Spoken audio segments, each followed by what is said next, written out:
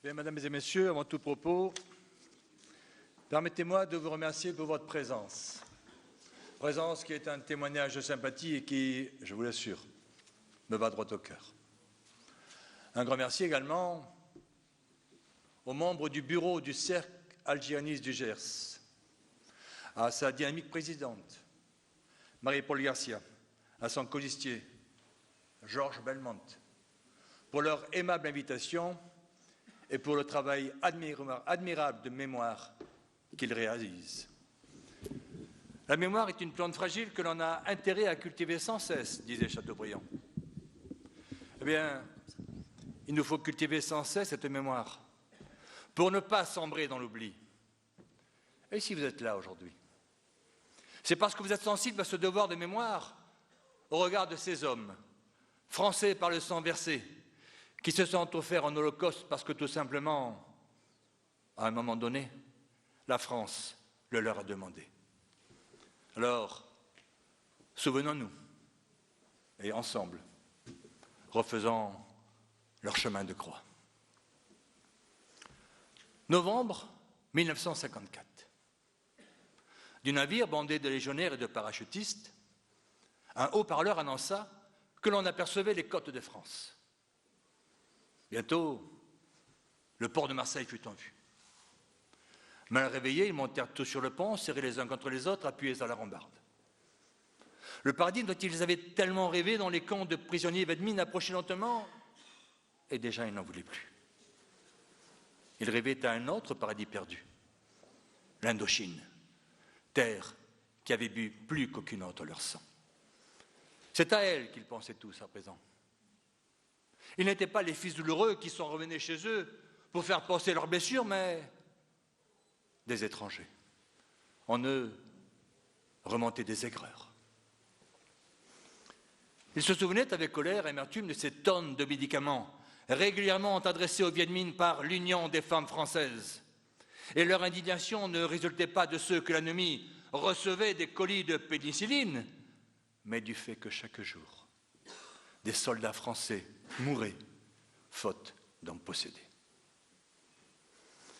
En 1950, à Orange, un train de blessés d'Extrême-Orient avait été arrêté par des communistes qui avaient injurié et frappé ces hommes sur leur civière. Un hôpital parisien qui demandait du sang pour les transfusions sanguines spécifiait que ce sang ne servirait pas pour les blessés d'Indochine. On avait refusé à Marseille, dont ils s'apercevaient maintenant Notre-Dame de la Garde, de débarquer les cercueils des morts. On les avait abandonnés comme ces mercenaires soudain inutiles que Carthage avait fait massacrer pour ne pas payer leur solde. Des souvenirs terribles hantaient. Ceux de ces partisans qu'ils avaient juré de ne jamais abandonner. Parmi eux, la vision de ce vieux chef guerrier qui avait rallié sous ses ordres 10 000 de ses hommes, alors que Dien Bien Phu était tombé et que tout allait mal dans le delta tankinois. Il avait alors demandé aux officiers français s'il était vrai que la France allait livrer le Tonkin Viet Minh, car rien n'avait été prévu pour replier ses partisans et leurs familles. Les divisions viettes déferlaient sur le delta. Le système de défense cédait peu à peu. Tout reposait sur ce vieux chef et sur ses hommes qui, connaissant admirablement le terrain, étaient à même de repousser mieux que quiconque les assauts des communistes. Alors, les officiers français lui mentirent et lui assurèrent que jamais, jamais, ils ne le laisseraient tomber. Ils lui font à leur parole. Ces hommes restèrent à leur poste et continuèrent à se battre jusqu'au bout, alors qu'ils étaient submergés.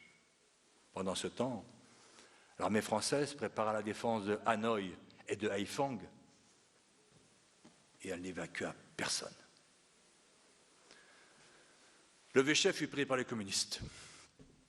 Ils le torturèrent jusqu'à ce qu'il agonisa, puis ils lui tranchèrent la tête.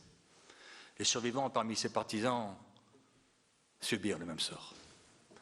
Et les visages tendus, les mâchoires crispées, ils se souvenaient aussi de tous ceux à qui ils avaient affirmé qu'ils resteraient toujours, et en particulier les catholiques.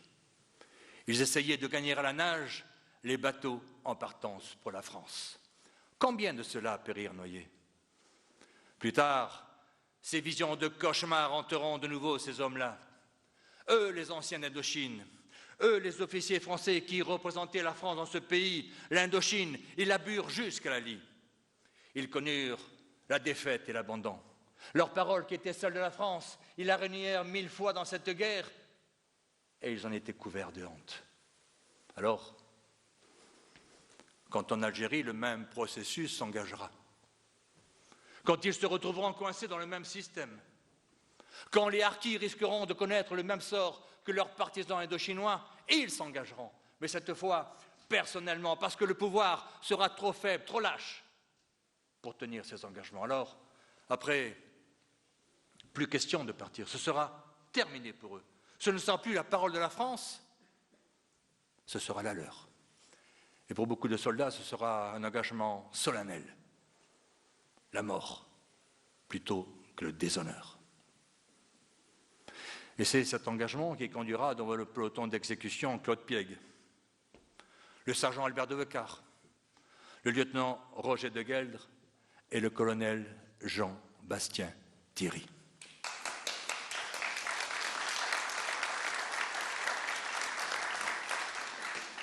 Que l'on se souvienne à cet effet du sacrifice et du martyre du lieutenant de Gueldre. C'est quelques heures seulement après le génocide du 5 juillet 1962 à Oran, qui, rappelons-le, fit plusieurs milliers de victimes. On ne saura jamais le nombre exact. Que De Gaulle prit sa décision de faire fusiller le lieutenant Roger de Gueldre, qui, fidèle à son engagement, la mort, plutôt que le déshonneur, avait justifié son action dans l'OAS par ces mots. Mon serment, je l'ai fait sur le cercueil du colonel Jean-Pierre. Plutôt mourir, mon colonel, que de laisser l'Algérie aux mains du FLN, je vous le jure. Le 6 juillet 1962, à l'aube au fort d'Ivry, de Gueldre se présenta devant le peloton d'exécution en tenue de parachutiste. Le drapeau tricolore sur la poitrine, drapeau auquel il avait tout sacrifié et qu'il avait choisi comme linceul. Autour de son cou, il avait noué un foulard de la Légion. Dans la poche intérieure de sa vareuse, il avait la photo d'un bébé, son fils, qu'il n'avait jamais vu. Il avait conçu cet enfant dans la clandestinité. Le bébé était venu au monde alors que le père se trouvait dans sa cellule de condamné à mort. « Dites que je suis mort pour la France !» s'écria-t-il à l'adresse de son défenseur. Puis il refusa qu'on lui bande les yeux et au poteau cria « Messieurs, vive la France !» avant d'entonner la Marseillaise. Les soldats qui devaient l'exécuter, émus par son courage, hésitèrent à tirer. La première salve le blessa seulement. Une seule balle atteignit sur les 12 qui furent tirés. Au bras, disent certains, au ventre, affirmèrent d'autres. Quoi qu'il en soit, le fait certain, c'est que de Gueldre ne fut pas atteint de façon décisive. L'adjudant, chargé de donner le coup de grâce, se précipita alors l'arme à la main afin d'accomplir sa sinistre besogne et se rendit compte que le condamné était encore en vie. Sa tâche ne consistait désormais plus à achever un quasi-mort, censé avoir reçu 12 bouts de métal, mais bel et bien de tuer un vivant. Et ce sont là deux choses bien différentes. Il en eut si terriblement conscience que sa main, pourtant préparée à accomplir cette sinistre besogne, trembla et que le revolver se déchargea dans les vides. Toujours tremblant, l'adjudant pointa une nouvelle fois son arme sur la tête de l'officier parachutiste, ferma les yeux et appuya sur les détentes. Rien ne se produisit. L'arme s'était enrayée. Une rumeur parcourut l'assistance. De Gueldre tourna la tête vers son exécuteur comme pour l'interroger. Aucune haine dans son regard, juste de l'incompréhension. À partir de ce moment-là, tous les juristes s'accordent à dire que la sentence ayant été exécutée, puisque le condamné étant encore en vie, il fallait le détacher du poteau et lui donner les soins nécessaires. Autrement dit, on n'avait pas le droit d'achever le blessé. Mais les ordres étaient formels. Il fallait que De Gesle soit tué. À lui seul, il représentait l'OS, cette puissance qui avait fait trembler les états-majors, le FLN et l'Élysée. Il fallait exorciser jusqu'à s'en souvenir. Alors, la boucherie pouvait continuer. Et pendant que l'on s'affairait à se procurer une arme, celui qui, à cet instant, aurait pu changer le cours des événements, ne réagit point. Pétrifié par la scène, glacé d'effroi, le défenseur du condamné demeurait inerte. Pourtant, il lui appartenait de tenter quelque chose, de courir jusqu'au supplicié, de le prendre dans ses bras et de le couvrir de son corps en invoquant la justice, en appelant à l'amour, en exigeant au nom de toutes les traditions humaines et chrétiennes qu'on fît grâce au condamné. Cela s'était déjà produit dans l'histoire quand la corde du pendu avait cassé et que la grâce lui avait été accordée. Mais non, l'avocat demeurait prostré, sans voix, mort, alors que De Gesle, lui, était vivant et qu'il le regardait. Enfin, on amena une nouvelle arme à l'adjudant, qui, blanc comme un linge, écœuré par cette boucherie, mais servile au commandement de tuer, devait-on finir, puisque tels étaient les ordres, et que le défenseur du condamné, qui seul avait qualité pour tenter quelque chose, se taisait. Un nouveau coup de feu claqua. Stupeur. Celui-ci fut tiré, non pas au-dessus de l'oreille, comme l'exige le règlement, mais dans l'omoplate. Une douleur atroce irradia le corps du supplicié. Il leva la tête vers le ciel et ouvrit grand ses yeux. Peut-être perçut-il à cet instant que son calvaire était plein, était proche, était fini.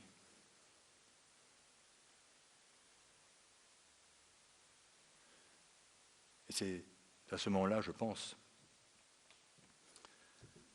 qu'il lui semblait entendre, là-haut,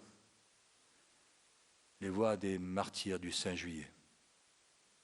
Lui murmurer « Roger, Roger, dès aujourd'hui, tu seras avec nous dans le paradis. » Puis une nouvelle détonation retentit, et ce fut la fin. C'est ainsi qu'après Claude Piègue, Albert de Veuccar, sergent au 1er régiment étranger de parachutistes, mourut, assassiné. Le lieutenant Roger de Gueldre, également du 1er rep, chevalier de la Légion d'honneur. Et les salves du peloton couvrirent un instant les plaintes et les râles qui montaient de rang, tandis que la France, en vacances, n'entendit rien. 8 mois plus tard, le 11 mars 1963, le colonel Jean-Bastien Théry, polytechnicien, tombait à son tour à 35 ans sous les salves du peloton. Décidément, le crime était profondément enraciné. C'est pendant que ces unités, riches de victoires sans lendemain et de défaites toujours glorieuses, voguent vers la France, qu'a éclaté la rébellion algérienne. Et parmi ces hommes ébranlés, ces seigneurs de la guerre devenus fils de France, non par le sang reçu, mais par le sang versé, débarquèrent, auréolés de gloire, les soldats de la Légion étrangère. À leur actif, un bilan en nul autre pareil. 309 officiers, 1082 sous-officiers, 9092 légionnaires morts pour la France en Indochine. 10 483 hommes périrent ainsi sous le képi blanc, auxquels s'ajoutent les 2162 tués du Tonkin, soit 12 645 hommes, l'équivalent de 12 régiments. La Légion n'aura guère le temps de souffler. Elle doit maintenant combattre pour un sol dont il y a 123 ans, en 1954. La conquête a provoqué sa création, décret de Louis-Philippe du 9 mars 1831. Peut-être va-t-elle écrire sa dernière page guerrière, là où elle a écrite la première. Ce sont des hommes ébranlés, disais-je, qui arrivent en Algérie. Ils portent un fardeau d'obsession, de lassitude et de mélancolie, où se télescope la souffrance physique et morale endurée dans les camps viettes, l'image des drapeaux amenés, celle des copains qu'ils ne reverront plus. Ils retrouveront dès lors les pitons désolés, les crevasses, les gorges et les torrents, les paysages déchiquetés, les terrains de guérilla et le désert. De nouveau, la souffrance, la grandeur, la passion, la misère et la mort. Quand on est lâché, ces guerriers savaient mieux que quiconque se glisser partout, tomber où on ne les attendait pas, prendre aussi l'apparence de la terre, de l'ombre ou de la lumière, se serrer la ceinture, manger de la poussière avec les mêmes lois que ceux d'en face. Ils constituaient le plus beau régiment du monde, jalousés, admirés et vénérés, parce qu'ils étaient capables de mourir avec panache en criant « Vive la Légion !» C'étaient ces mêmes hommes qui avaient supporté les maux les plus terribles à Nacham, à Kaobong et à Dien Bien Phu, dans le delta du Mékong ou au Tonkin.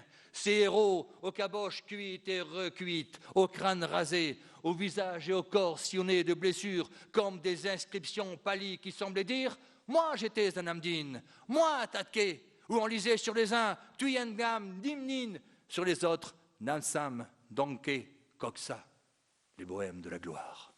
Héros boueux et quinteux, hordes faméliques, mais disciplinés comme une chiennerie bien dressée, qui vivaient de rien, mouraient pour rien et valaient tout.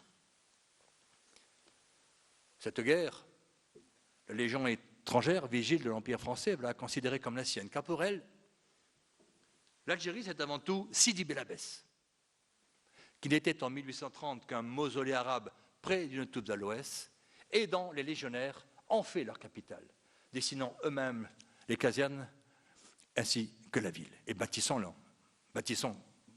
la ville en quelque sorte. Sidi Bel Abbès, au cœur de l'Oranie, sera la mère nourricière et la plaque tournante de la Légion.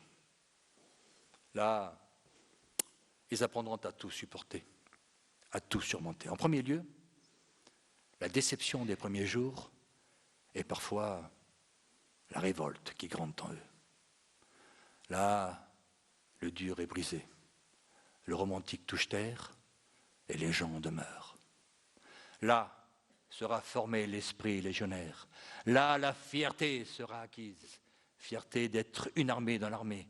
Fierté d'être supérieur aux autres. Fierté amère peut-être d'être ce corps qui, si souvent depuis 183 ans, est le premier et le dernier recours des généraux, faites donner la Légion. Dès lors, de nouvelles aventures entendaient ces hommes avec au bout du voyage la mort, puisqu'ils étaient soldats pour mourir. Et de toutes les contrées de l'Algérie retentissait désormais cette complainte du légionnaire où l'on parlait d'amour rarement, mais presque toujours de souffrance et de mort. Oh, non point celle de l'ennemi, mais de leur mort à eux. Un légionnaire tombe frappé d'une balle, adieu mes parents, mes amis, toutes mes fautes, je les ai expiées au premier étranger cavalerie. Et là, s'il vous plaît, je vais ouvrir une parenthèse concernant ce terme que l'on a souvent entendu, légionnaire, soldat pour mourir. Eh bien, ces mots sont apparus pour la première fois en janvier 1885, lors des préparatifs de la bataille de Bakhnin au Tonkin.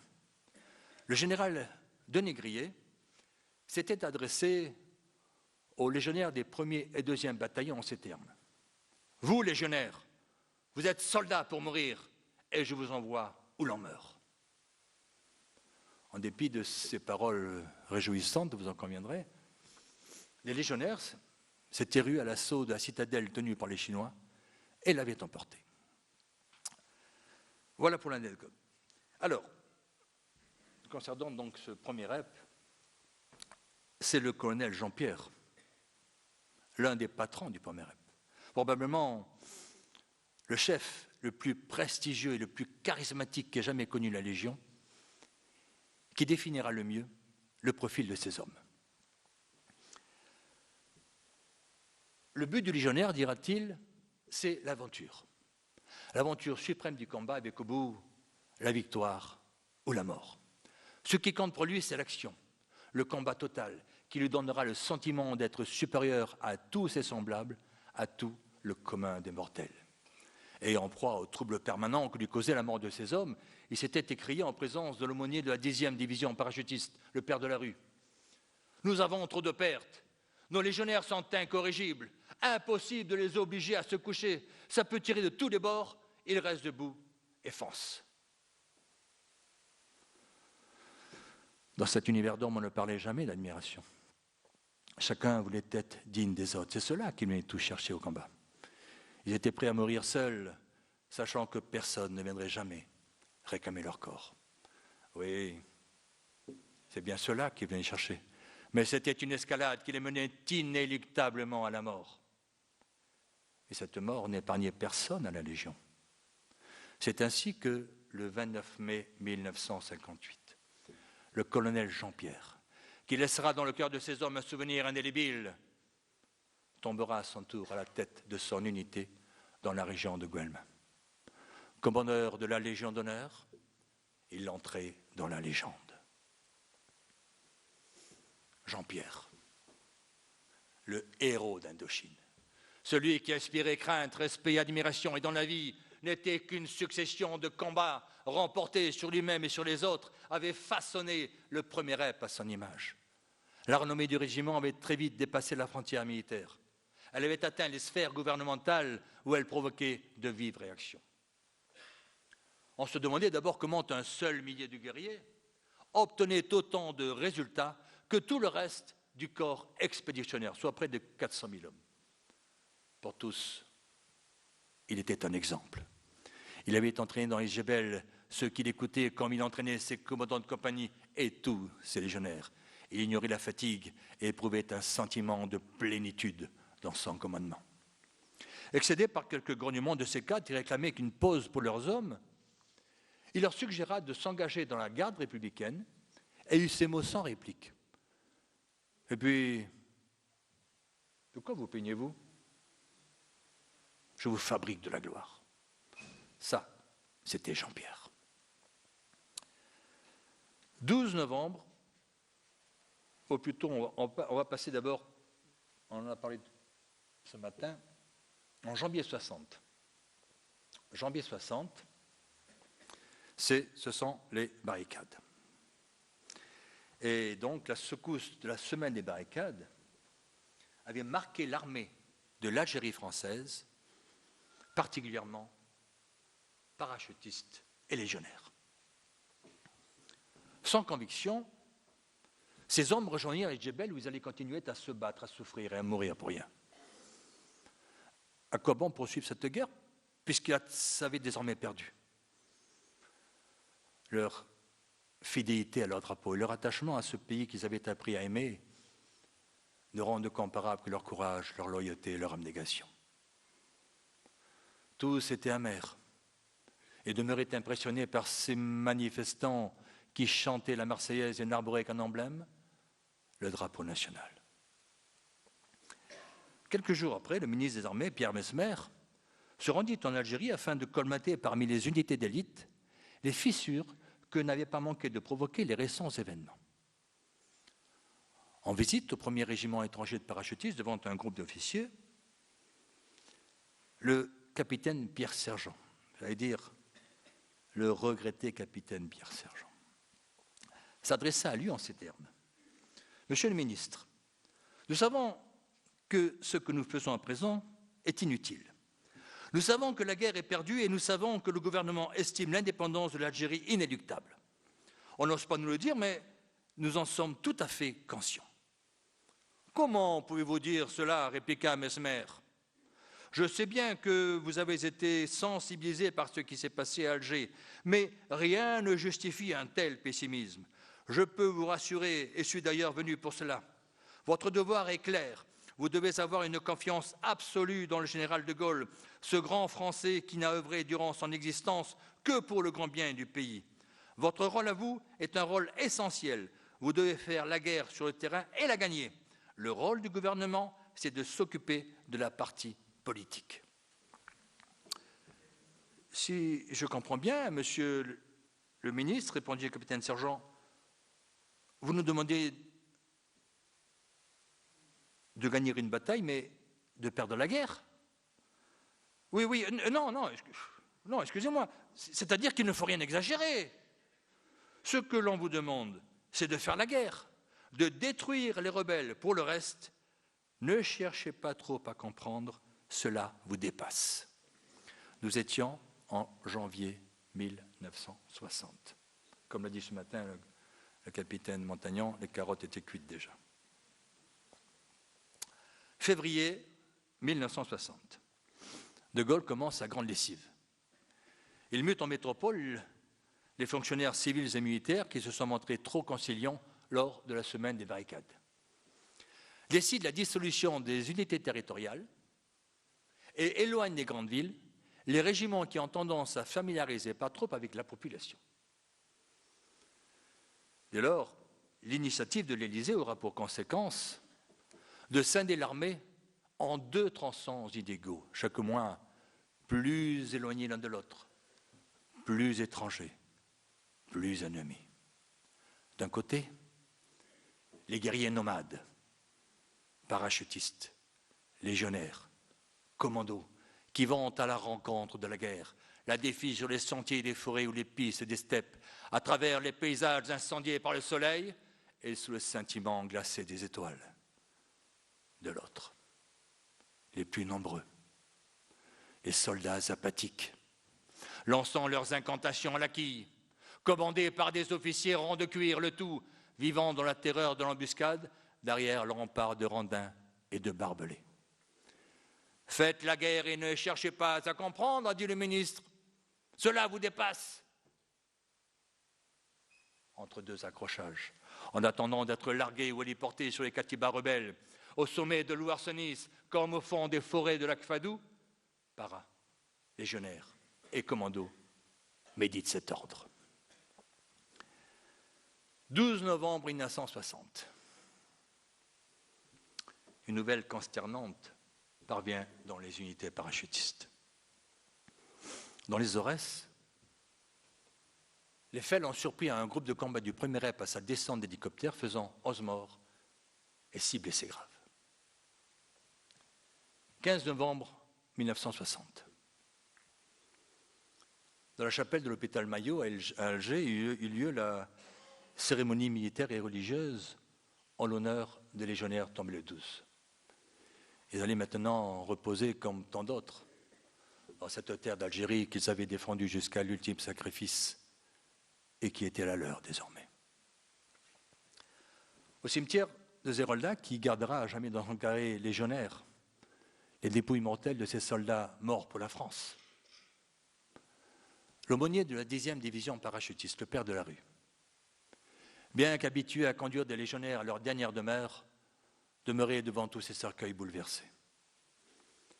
Ce qui le mettait en rage, lui, prêtre, c'était l'absurdité de cette mort, si elle ne correspondait plus à un sacrifice exigé par la nation. 11 cadavres inutiles et scandaleux. 11 cadavres de plus dans cette guerre insensée.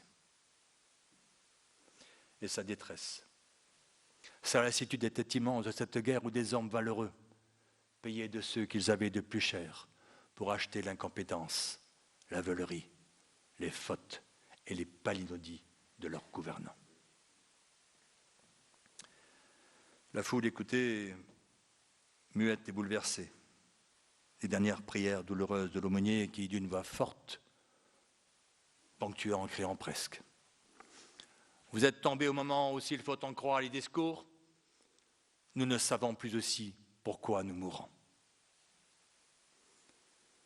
Puis le clairon, gonflant ses joues, les veines de son cou, lança vers les airs cette courte sonnerie saccadée, la sonnerie aux morts. Notre Père qui êtes aux cieux, commença le prêtre de sa voix qui tremblait et qui n'avait pas son impassibilité habituelle. Et tandis que se poursuivait le pater, chez ces grands enfants qui écoutaient recueillis, se reflétait un immense chagrin en souvenir de leurs camarades de combat. Chez certains, les yeux devenaient rouges comme sous un voile et à la gorge, quelque chose s'étranglait. Sur toutes ces têtes alignées flottait pour la dernière fois l'ombre de ceux qui étaient morts parce que la France, une dernière fois, le leur avait demandé. Et quand le prêtre, après un arrêt, la voix plus grave encore, prononça les derniers mots de l'Ave Maria d'une simplicité sublime. Sainte Marie, Mère de Dieu, priez pour nous pauvres pécheurs, maintenant et à l'heure de notre mort. Tout à coup, sur les joues de ces hommes rudes que l'on qualifiait d'inhumains, de brusques larmes coulèrent, qui jaillissaient rapides et pressées comme une pluie. L'émotion avait atteint un degré douloureux. La foule pleurait en silence, communiant dans la douleur avec ces soldats, ces légionnaires, ces SES. Puis le nouveau chef du premier rep, le colonel Dufour, s'avança à son tour pour dire adieu à ces hommes. Il énuméra les noms de ceux qui ne feraient plus le voyage tant rêvé du retour dans leur foyer. Ces noms qui bientôt ne vivraient plus que dans le cœur des mères, émurent le silence, cognèrent aux poitrines, bâillonnèrent les gorges et mouillèrent de nouveau les yeux. Puis il termina par ces mots. Il n'est pas possible que votre sacrifice demeure vain. Il n'est pas possible que nos compatriotes de la métropole n'entendent pas nos cris d'angoisse. Il salua. Les clairons sonnèrent au drapeau. Les détachements présentèrent les armes et défilèrent, les yeux tournés vers les tombes.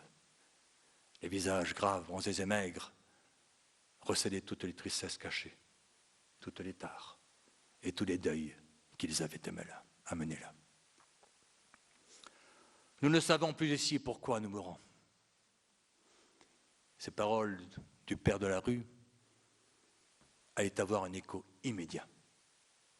Il allait sur le champ être banni d'Algérie et exclu des unités parachutistes. 3 semaines plus tard, le colonel Dufour fut relevé de son commandement pour avoir exprimé en public ses sentiments Algérie française et fut prié de quitter le sol algérien avant le 9 décembre 1960, date d'arrivée de Gaulle à Oran. Le colonel Dufour fut affecté disciplinairement au FFA, Force française en Allemagne. Puis après quelques temps, quelques semaines, rejoignit, comme vous le savez, les rangs de l'OS. 8 janvier 1961. Un événement tout à fait extraordinaire venait de se dérouler au premier rep. Pour la première fois, depuis le début des guerres d'Indochine et d'Algérie, des officiers de cette prestigieuse unité refusaient de partir en opération. Ils se mettaient en grève. Eh oui. Unanimement hostiles à la politique algérienne du général de Gaulle, ils n'acceptaient plus de voir mourir leurs légionnaires alors que l'indépendance de l'Algérie semblait inéluctable. À quoi pouvaient désormais rimer ces opérations incessantes et meurtrières à l'heure où le chef de l'État clamait qu'il voulait en finir à n'importe quel prix avec le boulet algérien? L'absurdité dépassait les bornes. Ils avaient donc décidé de faire la grève de la mort.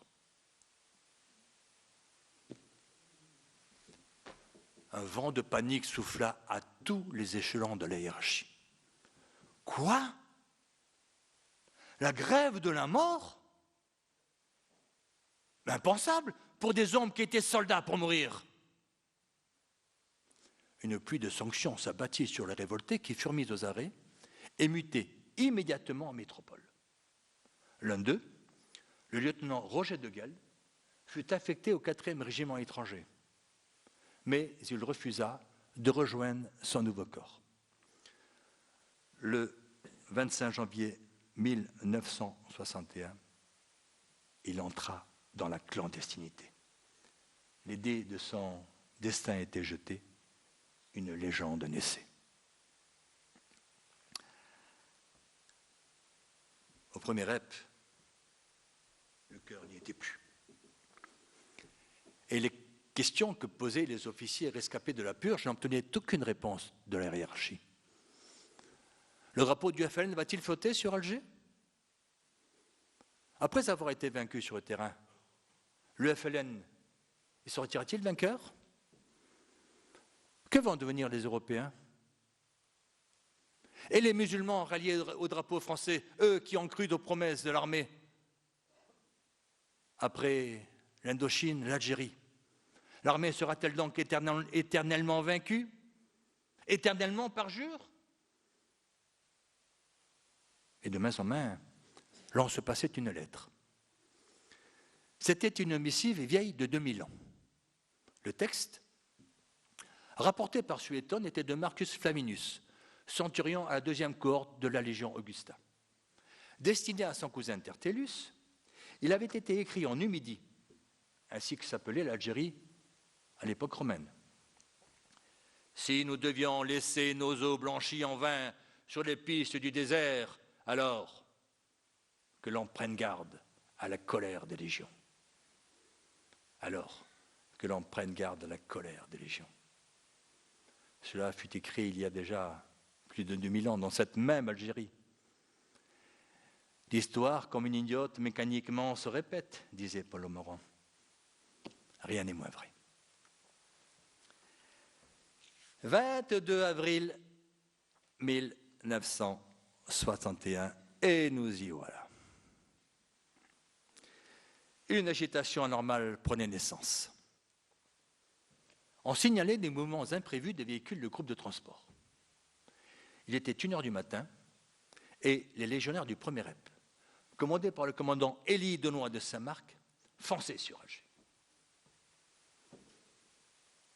Pouvait-on vivre chargé de honte? La France s'enfonçait dans les égouts. La France n'existait plus. À son secours volaient les légionnaires, prêts à verser leur sang si la Légion le leur demandait, marchant de leurs pas d'éternité vers la vie, vers la mort, fidèles à eux-mêmes, aux pierres tombales qui jonchaient leur route, fidèles à l'honneur. Et au même moment, d'autres seigneurs de la guerre investissaient les grandes villes d'Algérie. Le 1er régiment étranger de cavalerie du colonel de la Chapelle,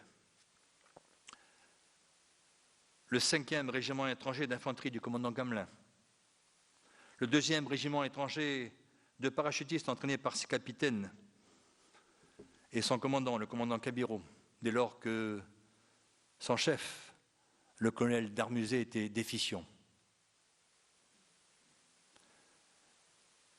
Le capitaine Montagnan faisait partie effectivement donc du 2e rep. Les 14e et 18e régiments de chasseurs parachutistes des colonels Lecomte et Masselot, le groupement des commandos de parachutistes du commandant Robin, les commandos de l'air du lieutenant-colonel Emery, les fleurons de la 10e et de la 25e division parachutiste. Et puis, d'autres unités se rallient au mouvement.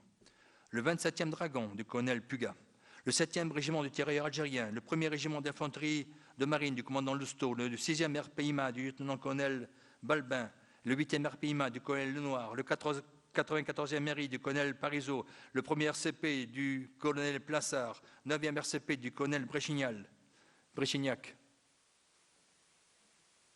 On peut se poser des questions quand même, 52 ans après, non? Ou 53. Comment ce putsch n'a pas pu réussir avec cette élite de l'armée française? Comment? À noter aussi, du reste, le ralliement immédiat à Yarki du commandant Guzin, basé à Edgarquiné, village situé au pied de l'Aurès. Au lendemain du cessez-le-feu, 1 millier de ces supplétifs avec femmes et enfants seront massacrés dans des conditions effroyables. J'avais 14 ans lors de ces événements. Et je me souviens très bien de cette vision sublime, magique, qui anesthésiait alors mon esprit, celle des seigneurs de la guerre. Ces hommes léopards au corps svelte, à la démarche altière, aux visages bronzés et résolus qui cantaient parmi les meilleurs du monde. Nous sommes des morts en sursis, expliquait-il. Notre peau ne compte pas. Nous irons jusqu'au bout de nos idées. Et sur le drapeau tricolore veillé par un parachutiste était inscrit en lettres de feu « Tu vas où l'on meurt ». Néanmoins, quelque chose avait filtré du projet. Il n'est pas de secret que puisse garder tant d'hommes en marche vers de mystérieux rendez-vous. De confuses alertes chuchotées de bouche à oreille avaient couru d'un bout à l'autre de l'Algérie, affolant par l'imminence d'un événement qu'ils pressentaient, de courageux officiers qui s'étaient tout simplement fait mettre en permission. Eh oui.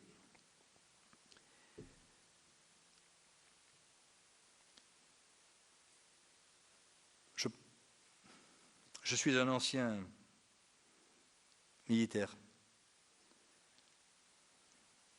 Je suis actuellement officier supérieur dans le cadre de réserve et j'ai donc eu affaire à ce genre d'officier. J'ai même eu comme commandant suprême le général Katz, le boucher de rang. C'est vous dire que quand je parle de cette époque, j'ai à la fois beaucoup de chagrin, mais beaucoup de colère également qui remonte.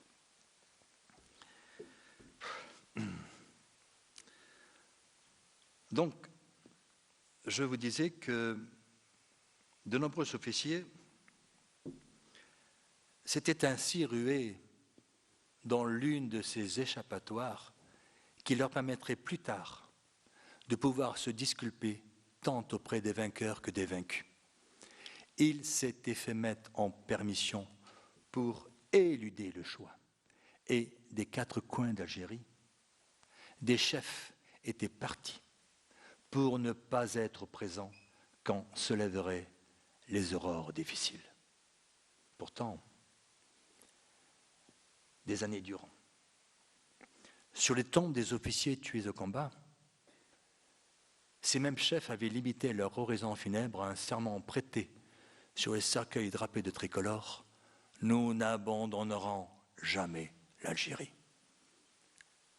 Qu'en était-il aujourd'hui? Fallait-il dans ce cas employer la force? C'est dans de tels moments que bascule le destin des hommes et c'est à ce moment-là que bascula celui de l'Algérie française. Parce que la fraction de l'armée qui s'était révoltée refusait de mener le même combat que la rébellion, la bataille allait être perdue. Parce que les généraux, notamment le général Schall, avaient eu la naïveté de croire qu'une révolution pouvait se faire sans effusion de sang et se gagner uniquement avec le cœur et de nobles sentiments. Ils allaient entraîner avec eux dans leur perte les meilleurs soldats que la France n'ait jamais eus et tout un peuple crédule et soumis. À l'évidence, ils négligeaient les recommandations d'un célèbre chef révolutionnaire, Fidel Castro, dont la doctrine était la suivante: pour faire une révolution, il vaut mieux un chef méchant que plusieurs chefs gentils. D'autres de par le monde, mesdames et messieurs, ont suivi ces conseils. 25 avril 1961. Le général Schall prend la décision de mettre fin au soulèvement et se livrer au bon vouloir de Paris. Ce faisant, il va consacrer les défaites des plus belles unités, livrer 20 ans de sacrifices et d'expérience. Ce qu'il remet à l'ennemi, c'est la force morale d'une armée qui avait retrouvé le goût de vaincre. C'est tout un capital jeune et révolutionnaire qu'elle avait amassé avec tant de souffrance pour la nation. Dès lors, le choc psychologique provoqué par la reddition du chef va être considérable. Dans des moments d'une telle intensité dramatique, la fermeté du commandement est la bouée qui retient les fermes et les indécis. Qu'elles viennent à couler, c'est le sauve qui peut. Remonte alors en surface les résidus de l'humanité, les attentistes, les lâches et les habiles. C'est désormais la débandade. Outre des officiers qui n'ont pas franchi le Rubicon et qui louent désormais le Seigneur pour leur bon choix, de nombreux officiers putschistes, sentant le vent tourner, se rallient au pouvoir. Les rats quittent un navire. Et ce fut la fin. Les camions défilèrent avec leur chargement de généraux, de colonels, de paras et de légionnaires. Les hommes chantaient une roncadée des Piaf. Non, rien de rien. Non, je ne regrette rien. Tandis que d'autres camions arrivaient maintenant, portant des soldats du contingent métropolitain qui chantaient indifférents à la peine des uns et des autres, les pieds noirs sont dans la merde, sur l'air, des Gaulois sont dans la plaine. Je n'ai pas oublié. Je n'ai pas oublié. Ainsi,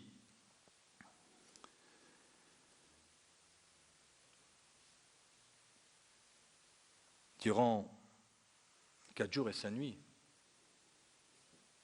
des hommes valeureux avaient tenté de sauver l'Algérie.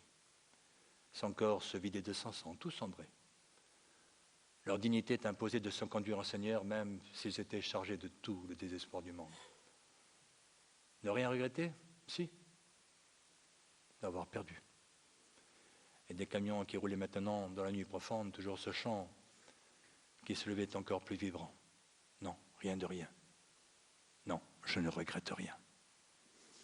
Je ne regrette rien. Ce cri allait désormais devenir l'hymne de ceux qui avaient osé et qui avaient tout sacrifié, sauf leur honneur. C'étaient des hommes vaincus, provisoirement, courageux et généreux, qui connaissaient l'adversité. Les légionnaires se souvenaient pour la plupart de leur combat pour la liberté en Hongrie ou en Pologne. Pour d'autres, ceux des rizières du Tonkin. Pour d'autres encore, ceux de Tatke, Danke, Kaobong, Dien Bien Phu, qui furent les tombeaux d'unités prestigieuses telles que le 2e et 3e régiment étranger et du 1er bataillon étranger de parachutistes, celui-là même dont les légionnaires du 1er REP étaient les fiers héritiers.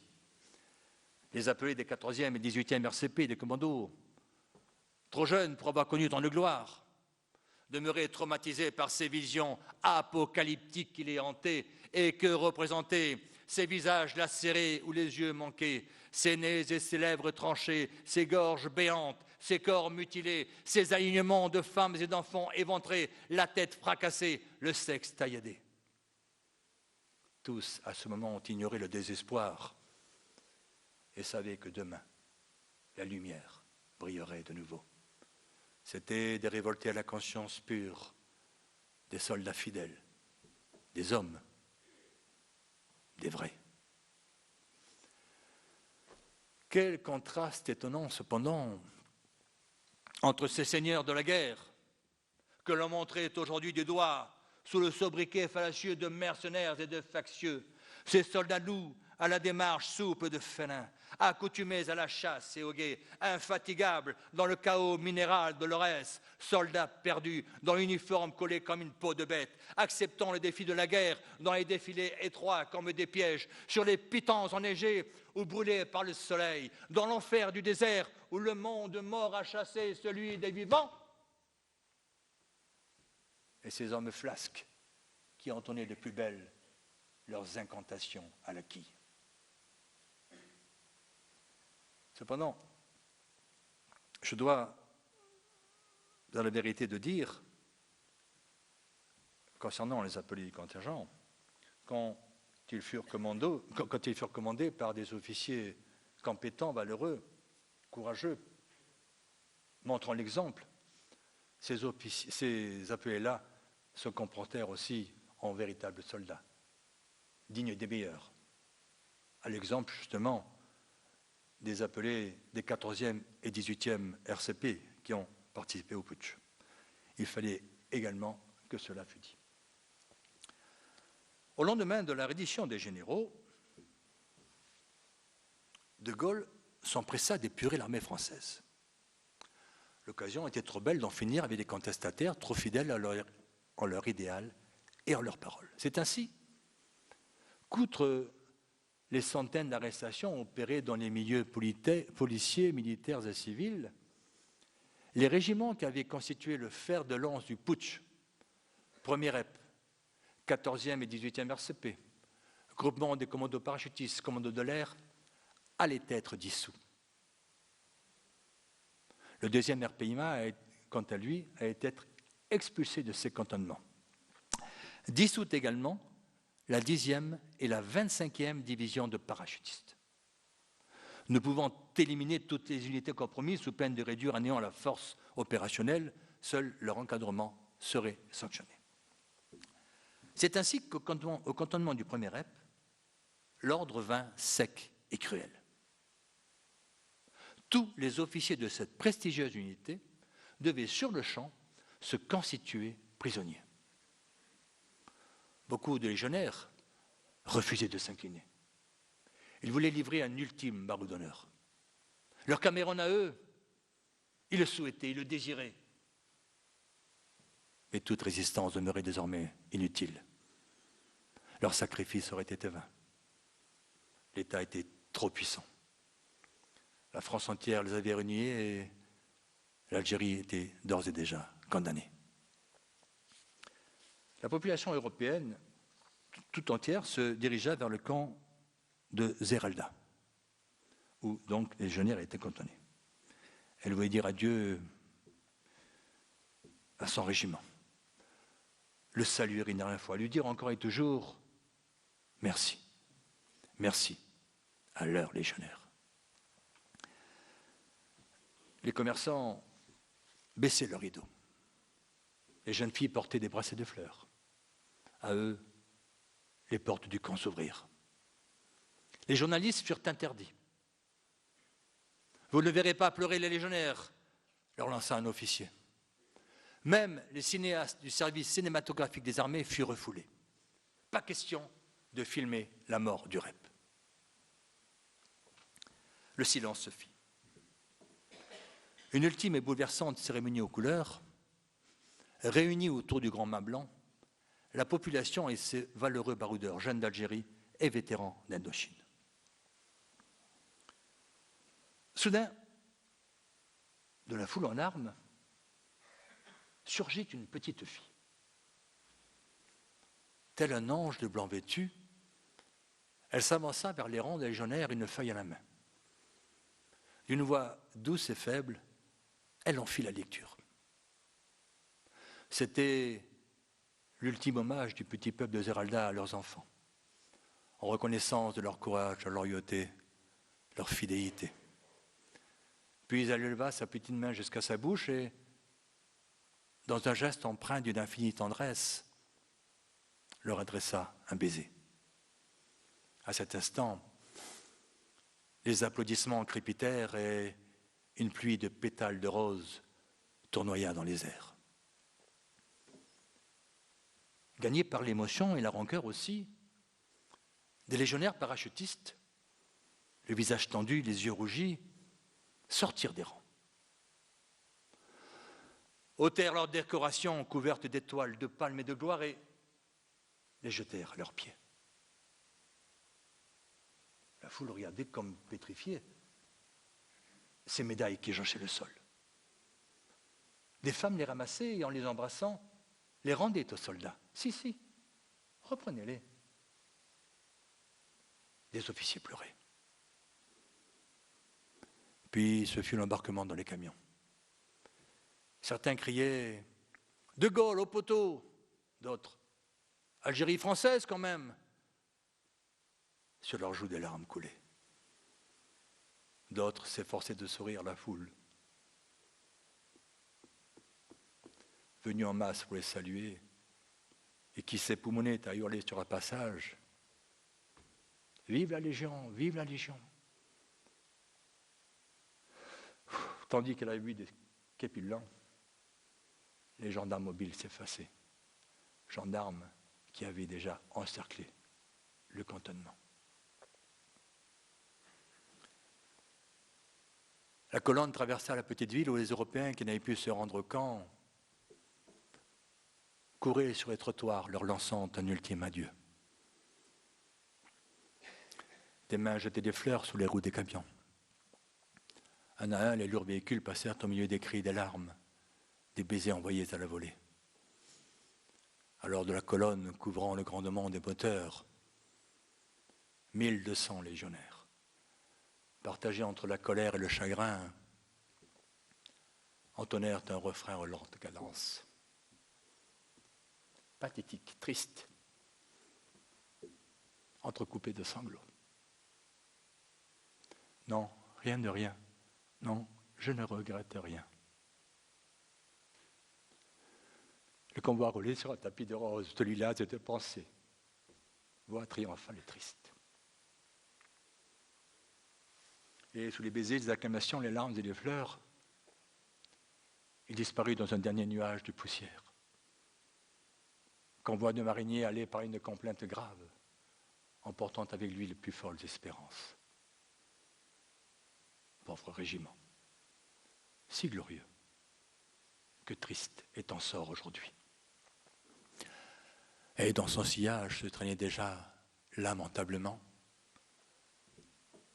le fantôme déguenillé de l'Algérie française. Et tandis que les légionnaires roulaient vers le destin,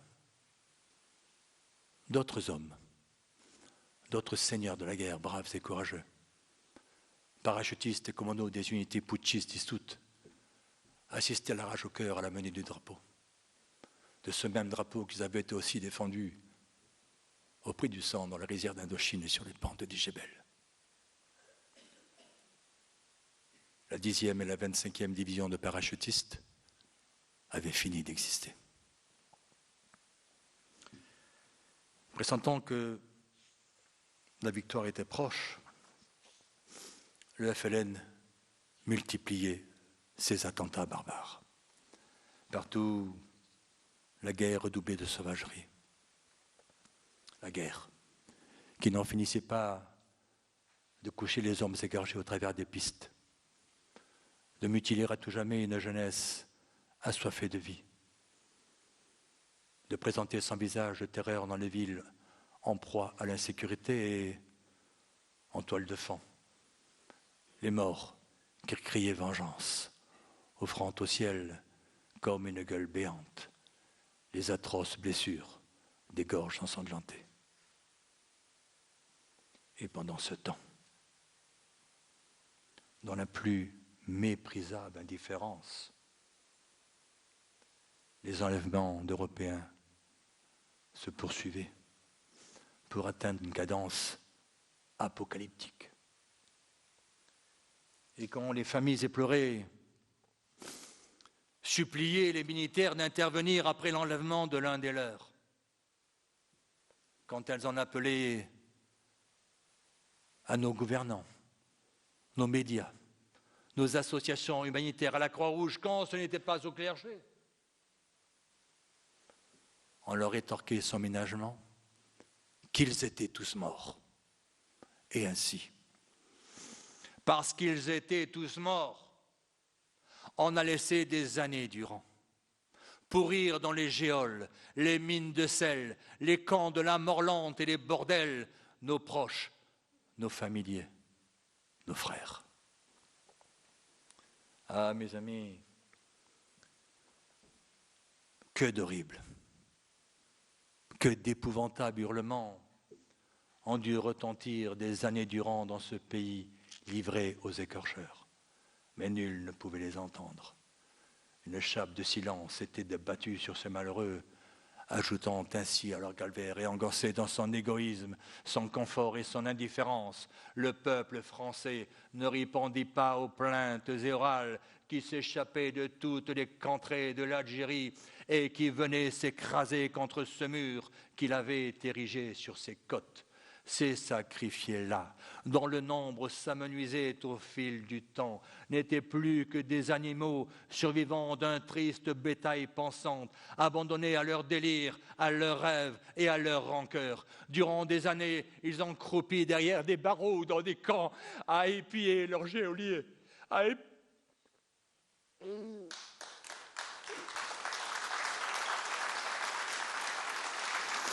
écouter les râles des mourants et les cris de ceux que l'on torturait, en suivant de leurs yeux, leurs inoubliables yeux, empreints de crépuscule mental, la marche rêveuse des nuages dans l'immensité du ciel étoilé.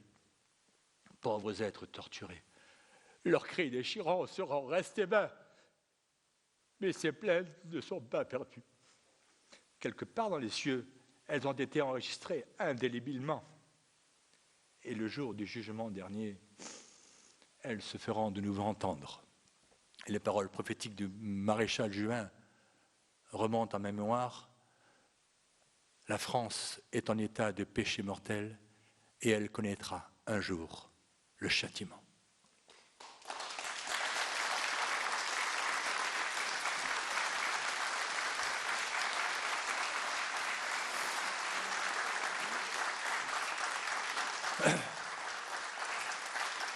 Créé au lendemain de la Seconde Guerre mondiale, le BEP, bataillon étranger de parachutistes, fut sacrifié 2 fois en Indochine. Une première fois au Tonkin où 17 légionnaires seulement revinrent d'une mission suicide, puis à Dien Bien Phu où, durant 2 mois, il connut le cauchemar que l'on sait. Sur le millier d'hommes qui reconstituèrent l'unité après leur premier sacrifice, moins d'une dizaine survécurent. Reconstitué en 1955 pour les besoins de la guerre d'Algérie sous l'appellation de REP, Régiment étranger de parachutistes, il mit hors de combat 8000 fels, récupéra plus de 5000 armes, mais compta également 300 tués dont le colonel Jean-Pierre et 500 blessés. Pour son seul séjour en Algérie, le premier REP avait reçu pour ses légionnaires parachutistes plus de 3000 citations. Son drapeau portait 5 palmes et la fourragère aux couleurs de la médaille militaire. Il était le premier régiment de choc de l'armée française, premier par sa bravoure, premier par son sacrifice, premier par ses héros qui le composaient, premier par ses citations, douloureusement premier par le nombre de ses morts et premier dans le cœur des pieds noirs. De toute cette gloire, oui, il ne reste que des souvenirs. Puis le cessez-le-feu fut proclamé. L'ennemi d'hier devint l'interlocuteur privilégié de l'État français. Et ce fut la fin.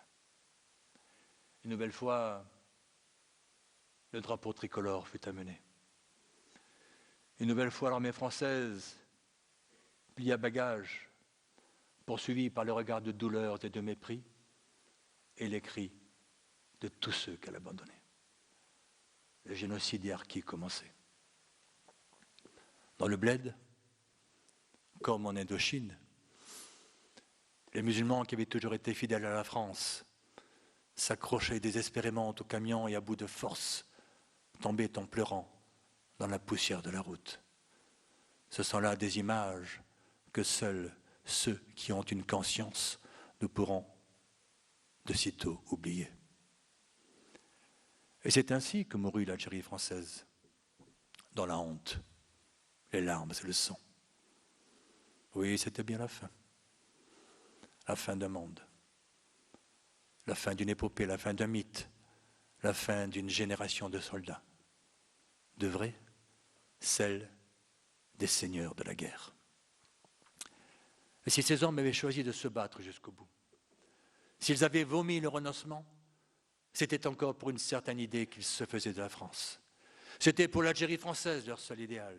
C'était pour le sacrifice de leurs camarades de combat qu'ils ne voulaient pas vain. C'était pour ces petits Français de là-bas, qui étaient les seuls à les comprendre et à les aimer. C'était pour ces milliers de musulmans qui avaient uni leur destin au leur. Et c'était aussi parce qu'ils avaient choisi de se fondre dans un grand corps au réflexe collectif, noué dans la somme des renoncements, et que par ce chemin, ils atteignaient à une haute dimension de la liberté.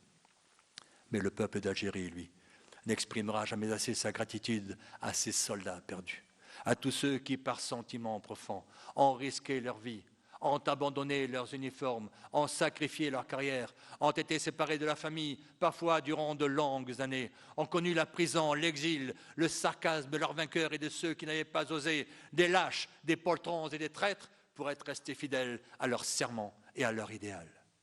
Le temps passera, l'oubli viendra, les légendes fleuriront, mais jamais assez l'histoire ne mesurera la grandeur de leur sacrifice. Et si l'écho de ma voix pouvait porter jusqu'à eux, je m'adresserai une dernière fois à ces hommes français par le sang versé, qui ont écrit l'une des plus belles pages de notre histoire, et leur dirai tout simplement, à vous tous, soldats, sous-officiers, officiers, seigneurs de la guerre, merci. Je vous remercie.